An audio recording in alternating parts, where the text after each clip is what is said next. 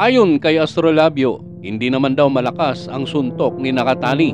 Hindi naman daw ito masakit nang tumama sa kanya.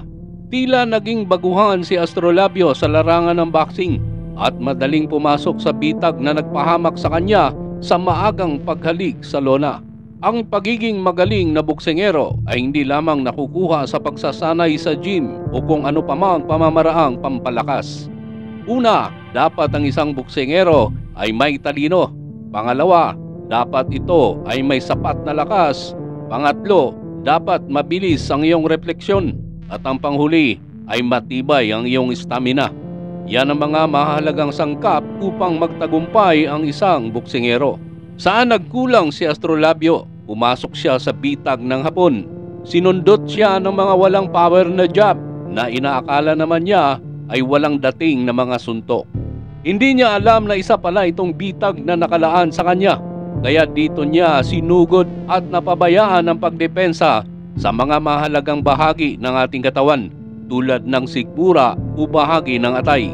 Parang hindi siya naniniwala sa mga pinatumba ni Nakatani sa mga nakaraan itong laban. Kung iisipin mong mabuti, marami ang pinabagsak itong si Nakatani at hindi birong mga kalaban ang mga nakatikim nito. Bakit mo iisipin na mahina itong sumuntok? Maging aral ito sa mga Pilipinong boksingero. Gamitin ang talino na isang sangkap upang maging matagumpay sa larangan ng boxing.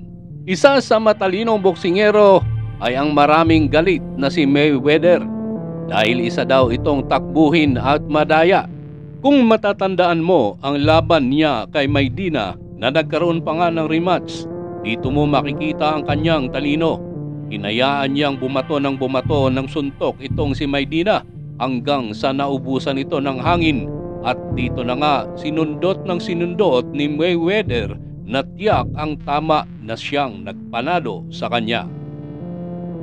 Siya ang kampyon na may pinakamaraming galit dahil sa kanyang ugali at estilo. Pero ito ang susi ng kanyang tagumpay. Kaya mahalagang sangkap ang isang talino ng boksingero upang huwag kang mabitag ng iyong kalaban.